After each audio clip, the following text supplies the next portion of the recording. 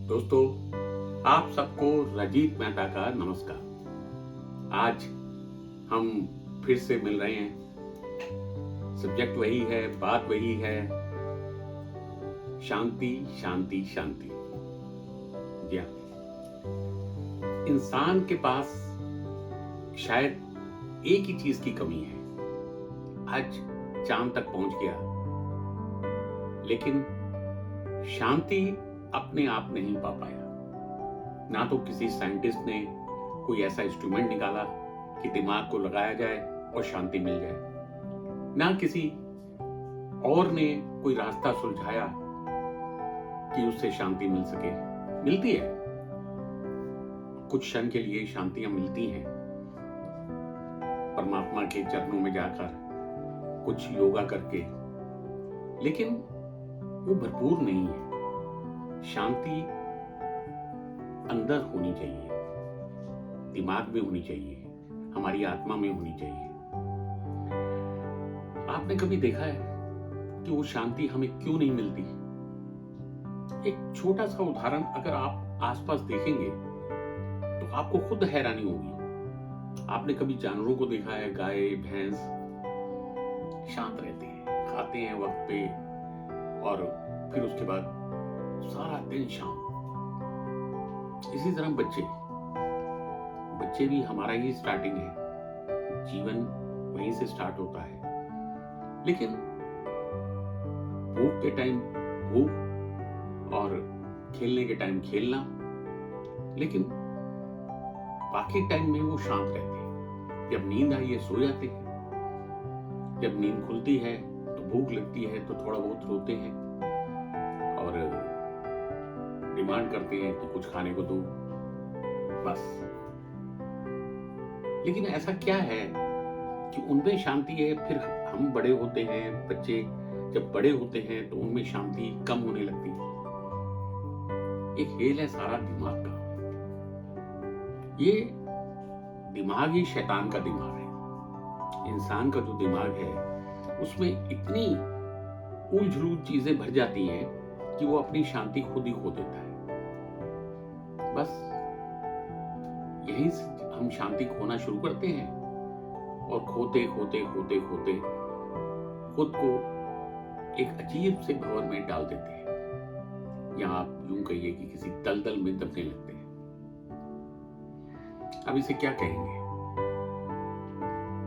आपको इतना तो समझ आया होगा कि शांति हम में है, लेकिन हम चाहते नहीं, हम उसको छूना नहीं चाहते।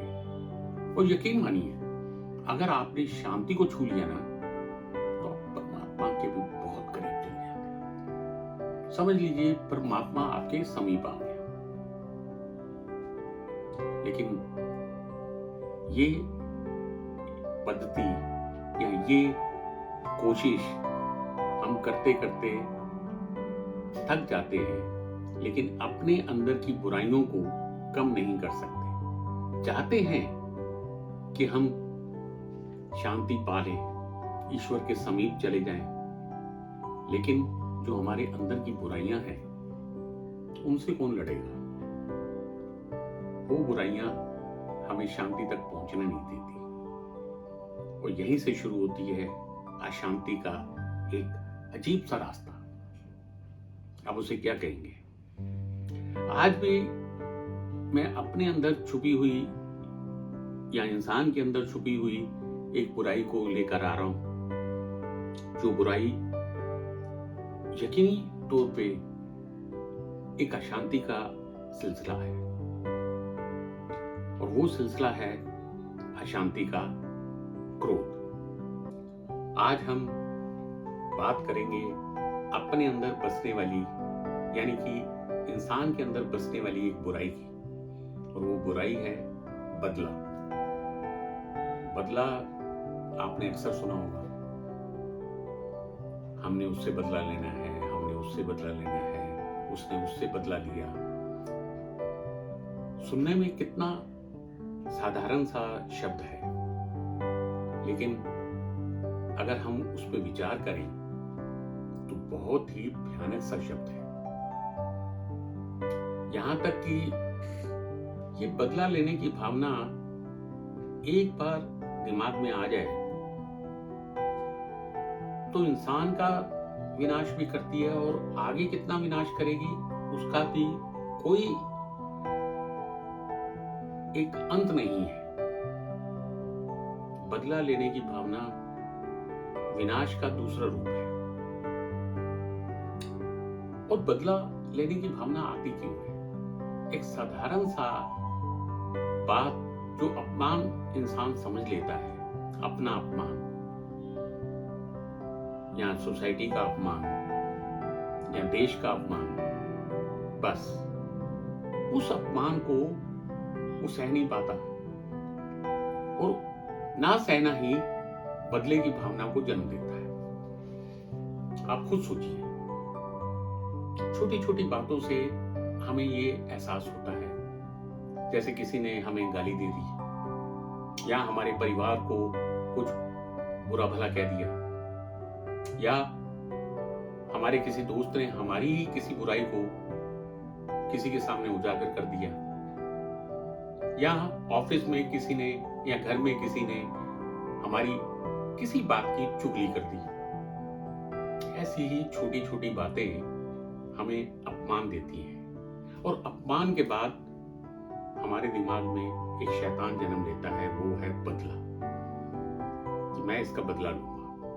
इसने मेरी चुगली की, या इसने मेरे परिवार को गलत कहा, या इसने मुझे अताहत किया, मारा पीटा, या किसी किस्म का भी अताहत होना एक अजीब सी भावना को जन्म लेता है। भावना है, आप उसे अपमान समझते हैं उस भावना को, और वो अपमान की भावना बदले में कन्वर्ट हो जाती है, बदल जाती है। लेकिन इंसान ये नहीं समझता कि अपमान जिस चीज को समझता है वो अपमान है क्या? एक सोच है, इसके सिवाय कुछ नहीं। और उस सोच को जितना आप गहरा करते चले जाएंगे, बदले की भावना उतनी ही विशाल होती चली जाएगी। ये एक अजीबोगरीब बीमारी है। यहां तक कि आप देखिए, ये बीमारी पर्सनल लेवल पे शुरू होती है, व्यक्तिगत मामलों पे शुरू होती है, गली कूचे में जाती है, शहर से शहर में जाती है, एक शहर को दूसरे शहर से नफरत होती है, या उसको ये लगता है कि हमें बदला लेना है, एक देश को दूसरे देश से बदला लेने की तमन्ना उठती है। ये है क्या? यहां तक कि इसका एग्जाम्पल आप देखिए कि अमेरिका ने जब जापान पे बम मारा उनके एक छोटे से शहर में, तो वो भी एक बदले की भावना में मारा, क्योंकि पहले जापान ने हमला किया और उसका बदला लेने के लिए अमेरिका ने उस पर एटॉमिक बम मार दिया। सोचो तो कितना भयानक है। आज तक हम उस वार को याद करते हैं कि जापान में किसी ने परमाणु बम मारा था, लेकिन समझता कौन है? वो बदले की ही एक आगे की नीति थी, बदले के बाद ही वो नीति आगे बढ़ी थी। अमेरिका भयानक रूप से आग में जल रहा था बदले की, और उसी आग में जलते हुए उसने वो परमाणु बम जापान में मार दिया। आज तक पूरा संसार उसे याद करके हिल जाता है। लेकिन इंसान है, फिर अपने चक्कर में वहीं का वहीं आ जाता है। अब आप खुद सोचिए कि हम जब ये बदले की भावना हमारे अंदर आती है, हम उसे दूर क्यों नहीं हटाते? उस आग में, बदले की आग में खुद को ही क्यों जलाने लग जाते हैं?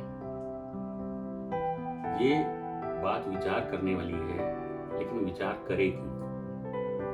इंसान जब एक बार सोच लेता है कि मुझे बदला लेना है, तो उसकी सोच चारों तरफ से बंद हो जाती है। वो सिर्फ यही कोशिश करने लग जाता है कि मुझे बदला लेना कैसे है। आप माने या ना माने, ऐसे मनुष्य की, ऐसे सोसाइटी की, ऐसे देश की, कितनी ताकत इस चीज के लिए चली जाती है कि वो बदला लेने के लिए अपने आप को तैयार करता है।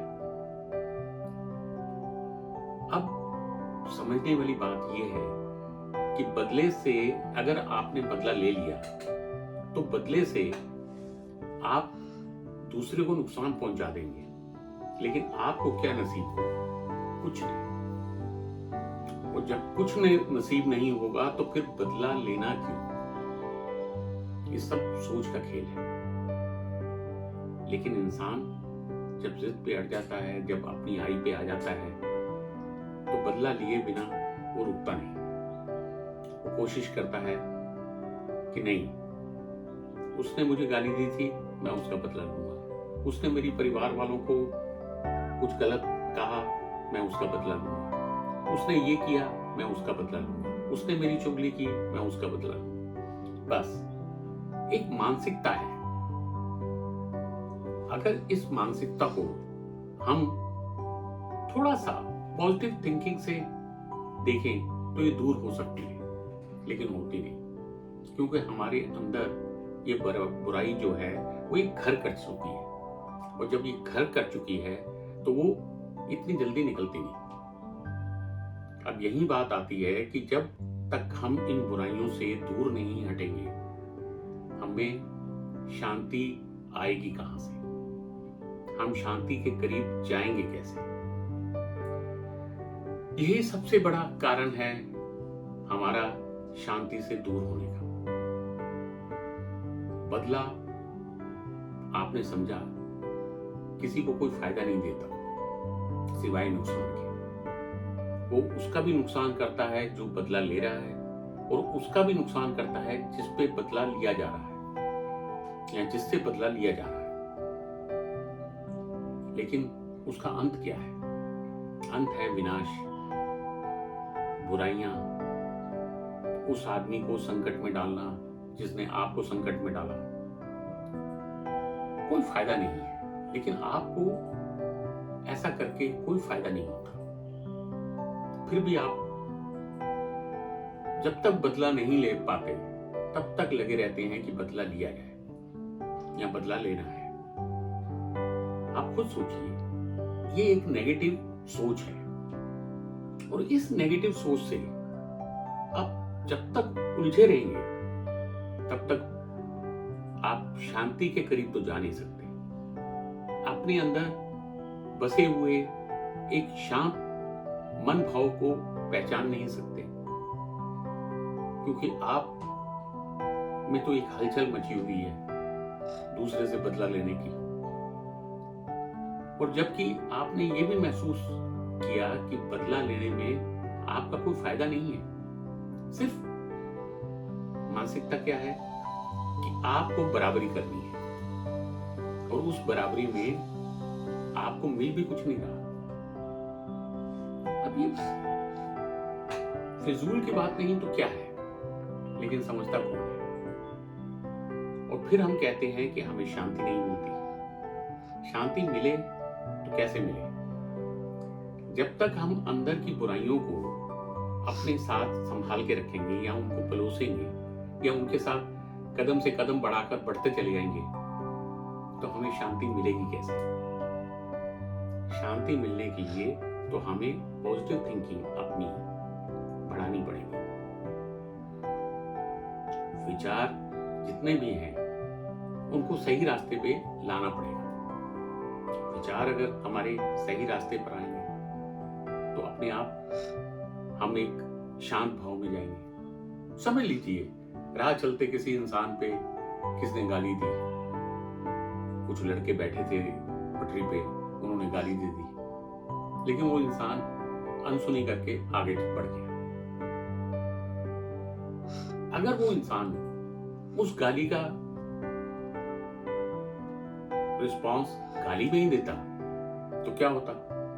वो 3-4 लड़के बेफजूल उठ के उसके साथ मारपीट करने लग जाते, खून खराबा होता, पुलिस आती, केस बनते, वो भी मुसीबत में फंसते। लड़के जो थे जिन्होंने गाली दी और ये भी मुसीबत में फंसते। तो कितना अच्छा हुआ कि एक पॉजिटिव थिंकिंग के साथ उसने सारी आपदा को पीछे कर दिया या भुला दिया या उससे आगे बढ़ गया। ये छोटी सी बात है कि उन्होंने गाली दी और उसने अनसुना कर दिया, और गाली सुनकर उसके ऊपर एक्ट करना वो भी तो गलत है। गाली है क्या? सुनो, महसूस करो और अपने ऊपर लो तो बड़ी बात है। और अगर महसूस ही ना करो तो दूसरा आदमी ऐसे ही है जैसे गली में भौंकता हुआ कुत्ता। यही बात हमारे सीखने की है कि हम अगर अपने अंदर शांति चाहते हैं तो हम ये पॉजिटिव थिंकिंग को दिन रात बढ़ाएं अपने अंदर। किसी से अगर बदला लेने की भावना आती भी है या ऐसा क्रोध उत्पन्न होता है कि हम उससे बदला लें, तो हम खुद को समझाएं। इसमें किसी दूसरे को समझाने की जरूरत नहीं है। खुद को समझाएं कि कोई फायदा नहीं, हम अपने कार्य में लगे रहें और एक दिन वो व्यक्ति खुद ब खुद हमारे आगे झुकेगा, और ऐसा होता भी है। आपका जो जीवन है वो जीवन आगे बढ़ने का एक रास्ता देता है, या उसका जो सही चलन है वो है आगे बढ़ना, तरक्की करना, ना कि इन छोटी छोटी बातों में उलझ के एक जगह रुक जाना और अपनी तरक्की के रास्ते को एक रुकावट में बदल देना। ये सब चीजें आती हैं विचारों से, सोच से, और जब तक आप अपनी सोच को नहीं बढ़ाएंगे तब तक आप शांति के करीब तो जा नहीं सकते। इसलिए मैं बार बार कहता हूं कि आपने अगर अपनी अंदरूनी शक्ति बढ़ाई है, बढ़ानी है, बढ़ाई नहीं है, बढ़ानी है, तो आपको उसके लिए अपने ऊपर काम करना पड़ेगा। कोई दूसरा आकर आपको वो रास्ता नहीं दिखा जाएगा कि इस तरह शांति मिलेगी। शांति आपकी है, आपको पानी है, और उसके लिए रास्ता भी आपको बनाना है। ये अपने अंदर की जो छोटी मोटी बुराइयां हैं, इनसे अपने आप को छुटकारा दिलवाना है। और जब ये छुटकारा मिल जाएगा तो देखिए शांति आपके आसपास ही होगी। शांति को आपसे कोई छीन नहीं सकता, और आप अपने आप को विशाल पाएंगे, खुशहाल पाएंगे। यकीन ना आए तो एक बार करके देखिए, आप यकीनन खुश होंगे उस पॉजिटिव थिंकिंग से जो मैं आपको बार बार समझाता हूं, बार बार सिखाने की कोशिश करता हूं, और बार बार ये कहता हूं कि आप खुद को सुधारो, खुद की बुराइयों को कम कीजिए, दूसरे को छोड़िए वो क्या करता है। बस यही चीज है। अगर आपको शांति पानी है तो आपका जो अपने पे विश्वास है वो मजबूत रहे, जो आपकी सोच है वो सकारात्मक रहे, पॉजिटिव रहे। इससे बड़ी आपके पास कोई सौगात नहीं जिससे आप शांति पा सकें। सबसे बड़ी सच्चाई यही है कि आप अपनी सोच को पॉजिटिव बना दें। इसी के साथ आज का ये एपिसोड हम खत्म करते हैं। आगे फिर आपसे मुलाकात होती रहेगी, किसी न किसी बुराई के ऊपर, किसी न किसी अनुभव के ऊपर, और इसी तरह हम आपको कोशिश करेंगे समझाने की कि हमारे अंदर की बुराइयां कैसे दूर की जाए। दूर करने का रास्ता एक ही है, वो दूर करने का रास्ता आप खुद है, आपकी पॉजिटिव थिंकिंग है। तो इसी के साथ आज का ये एपिसोड हम यहीं खत्म करते हैं। आपको अच्छा लगा हो तो लाइक कीजिए, सब्सक्राइब कीजिए, और जैसे आप सवाल पूछ रहे हैं वैसे ही सवाल पूछते रहिए। आप सबको राजीव मेहता का नमस्कार।